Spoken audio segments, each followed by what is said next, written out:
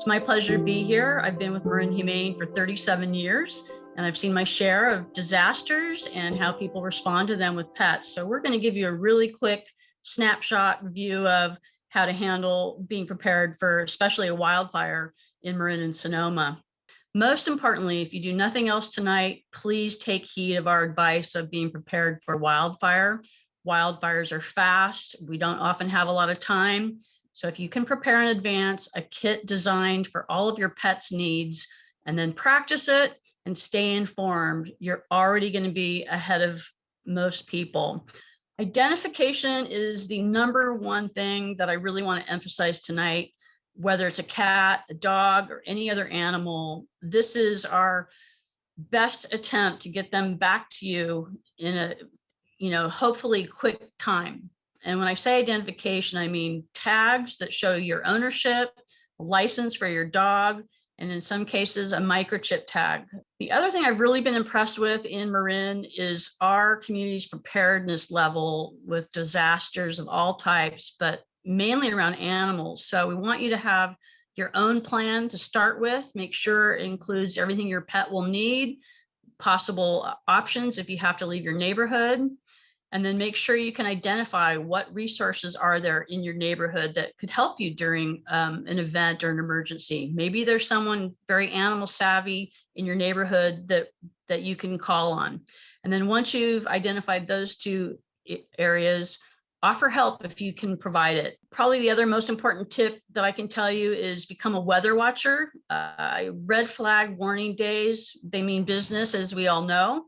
That would be the day that you'd want to make sure all of your animals are rounded up. If that outdoor cat is around, put him in the bathroom overnight, have your cars packed and ready to go. Large animals come with their own special challenges. And I like to say that whether you're evacuating or preparing to shelter in place your cattle, your llamas, your sheep, your goats, your cats, your chickens, your guardian dogs, getting out of the house with your animals, getting out of the ranch with your animals is kind of like getting away with your older or very young or possibly less able or challenged family members. It is going to take longer. So let's start with, how do you plan? Evacuating and sheltering in place require planning. And you've heard it from Cindy, and you've heard it from Rich, and you've heard it from Roberta. So how to prepare? Well, the most important message I have for everyone here is this: whether you're planning to evacuate or whether you think that sheltering in place is going to be best for the animals that you have to take care of, you absolutely have to have more than one plan. You have to have a plan for every possible disaster and eventuality that you can think of.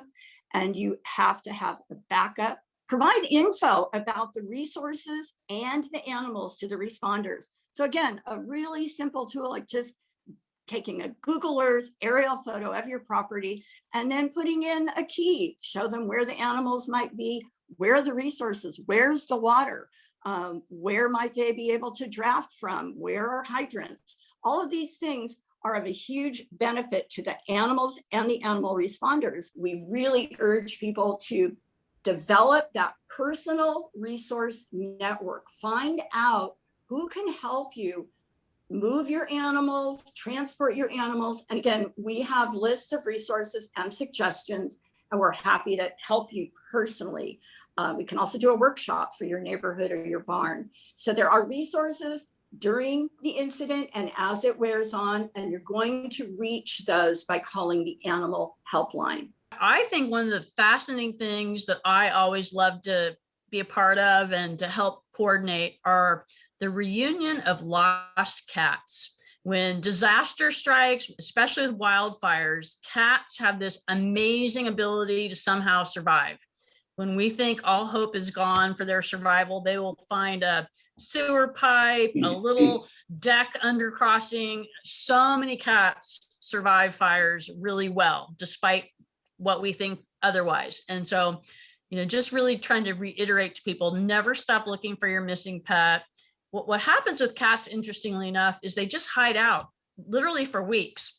So we might not see them once all the activity of fire response is done. We might not see them start coming out for like 3 to 4 weeks after the fire.